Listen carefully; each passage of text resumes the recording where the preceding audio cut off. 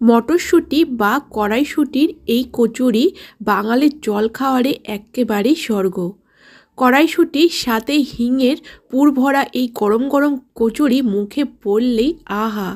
এই খাস্তা কচুরির সাথে সাথে যদি থাকে নতুন আলুর দম, তাহলে তার কথাই হবে না। একদম সহজে এবং বাড়ির জিনিস দিয়ে কীভাবে এই রান্নাটা করবেন তার জন্য কিন্তু পুরো ভিডিওটাই দেখতে হবে। প্রথমে কিছুটা জল দিয়ে তার মধ্যে সামান্য লবণ দিয়ে কড়াইশুঁটি বা মটরশুঁটিটাকে সেদ্ধ করে নিতে হবে। দেখতেই পাচ্ছ অনেকটাই সিদ্ধ হয়ে গেছে, ফুলে উঠেছে, তার মানে একদম সেদ্ধ। এবং এক্সেস জলটা ঝরিয়ে নিতে হবে। ভালো করে ঠান্ডা হয়ে গেলে মিক্সি মেশিনে এটাকে বেটে নিতে হবে।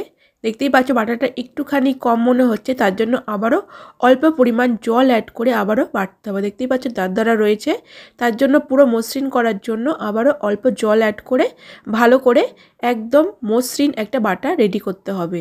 মটরশুঁটি বাটা হয়ে গেছে, আর এইদিকে কড়াই বসিয়ে দিয়েছি আর তেল গরম করা হচ্ছে। 1 চামচ মতো তেল ভালো করে গরম হয়ে গেলে এর মধ্যে প্রায় 1 থেকে 1.5 চামচ হিং দেওয়া হলো, তার মধ্যে সামান্য পরিমাণ কালো জিরে আর আদা আর কাঁচা লঙ্কা বাটা দিয়ে মশলাটা ভালো করে ফ্রাই করা হচ্ছে।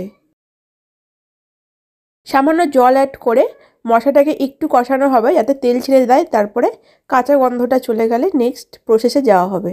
মশলা রেডি, এরপর দিয়ে দেওয়া হলো বেটে রাখা মটরশুঁটি। ভালো করে নাড়াতে হবে যাতে কড়াই লেগে না যায়, তার জন্য কিন্তু অনবরত এইভাবে নাড়াতে হবে। এর মধ্যে স্বাদমতো লবণ, সাথে সামান্য পরিমাণ চিনি দিয়ে আবারও ভালো করে ফ্রাই করতে হবে। যতক্ষণ না কড়াই থেকে লেগে না আসবে ততক্ষণ কিন্তু এভাবেই নাড়াতে হবে। বেশ খানিকক্ষণ নাড়ানোর পর দেখতেই পাচ্ছ মটরশুঁটি থেকে এক্সেস জলটা একেবারে চলে গেছে এবং কড়াই থেকে ছেড়ে আসছে, তার মানে পুরটা একেবারে রেডি।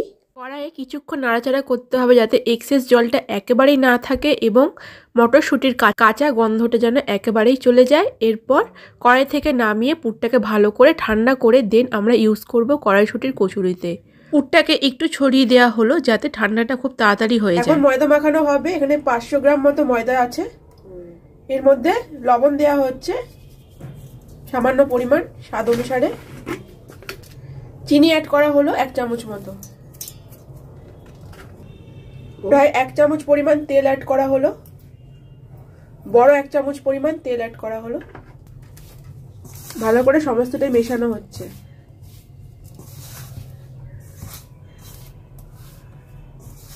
বড় 1 চামচ মতো তেল অ্যাড করা হলো। মনে হলো তেলটা কম হচ্ছে, এই তেল অ্যাড করে আবার একটুখানি ভালো করে মিশিয়ে দেওয়া হচ্ছে। এইভাবে এই মুঠ করলে যেন এরকম হয়ে থাকে, ভেঙে না যায়, এরকম ভাবে করতে হবে। যারা খাস্তা খেতে চাও তারা এইভাবে করতে পারো। এরপর জল দিয়ে একটা ডো বানাতে হবে।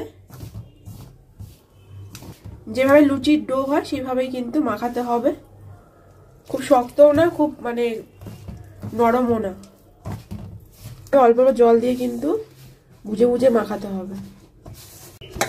তো ময়দা মাখাটা একদম কমপ্লিট, দেখতেই পাচ্ছ।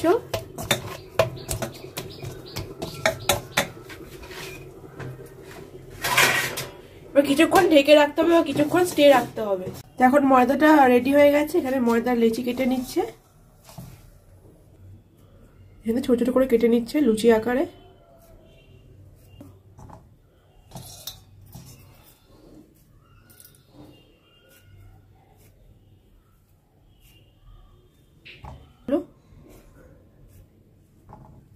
এরপর পুরটাও সেরকম ভাবে ভাগ করে নেওয়া হচ্ছে।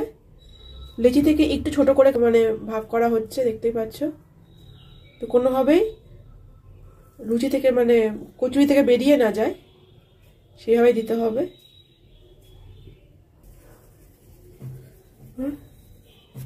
গোল করে নেওয়া হলো, ভাগ করে এর মধ্যে পুরটা দেওয়া হবে।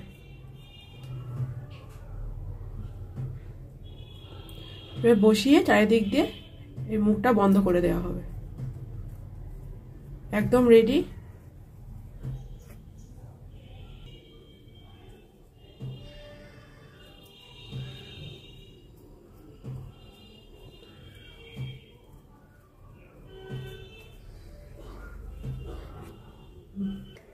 এই পুরটা এক্সেস হলে তোমরা এটাকে স্টোর করে রাখতে পারো, এয়ারটাইট কন্টেনারে রেখে ফ্রিজে রেখে দিতে পারো, 2-3 দিন মধ্যে ইউজ করতে পারো।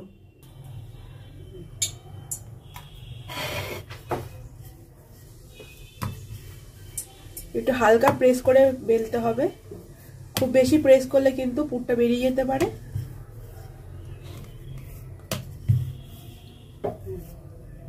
কমপ্লিট। আর তেলও গরম হয়ে গেছে, তেলে ছেড়ে দেওয়া হলো। তেল ভালো করে গরম হয়ে গেলে মিডিয়াম টু লো হিট করে লুচিটা ভাজতে হবে। প্রথমে লুচিটা দেওয়ার পর দেখো এইভাবে প্রেস করা হচ্ছে যাতে ভেতর থেকে ফুলে ওঠে। অনেক সময় কি হয়, পুরটার জন্য লুচিটা চেপে থাকে এবং এরকম প্রেস করলে আবার ফুলে ওঠে। যারা ফুলকো লুচি পছন্দ করে তার জন্য স্পেশালি। আর যদি পারো তো লুচিগুলোকে একটু সেঁকে নিতে পারো তাওয়ার মধ্যে হালকাভাবে, তারপর এরকমভাবে ভাজলে কিন্তু এমনিতেই লুচিগুলো ফুলে ওঠে। একবার তোমরা ট্রাই করে দেখো। তো এইভাবে কিন্তু আমাদের প্রত্যেকটা লুচি ভাজা হয়ে যাচ্ছে এবং প্রত্যেকটা লুচি দেখো কখন ফুলে ফুলে উঠছে। তো একটু কড়া করে ভাজার পর দেখো লালচে রং হলেই নামিয়ে দিচ্ছি। একদম গরম গরম সার্ভ করা হলো, সাথে কিন্তু এরকম গরম নতুন আলুর দমের সাথে। আর আলুর দমটা কিন্তু পরের ভিডিওতে থাকছে। নতুন আলু দিয়ে এই স্পেশাল আলুর দমটা দেখতে ভুলো না পরের ভিডিওতে। এই ফুলকো খাস্তা কড়াইশুঁটির কচুরি বাড়িতে তৈরি করো। কেমন লাগলো কমেন্টে জানিও। কালকে রবিবার, তো রবিবারের সকালটাকে অনেকটাই স্পেশাল করো এই কচুরির সাথে। আর সাথে কিন্তু অবশ্যই এই নতুন আলুর তরকারি বানাতে হবে।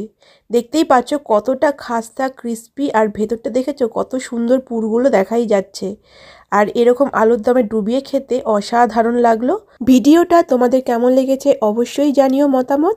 আর ভালো লাগলে প্লিজ শেয়ার করো, লাইক করো, ফলো অ্যান্ড সাবস্ক্রাইব করো।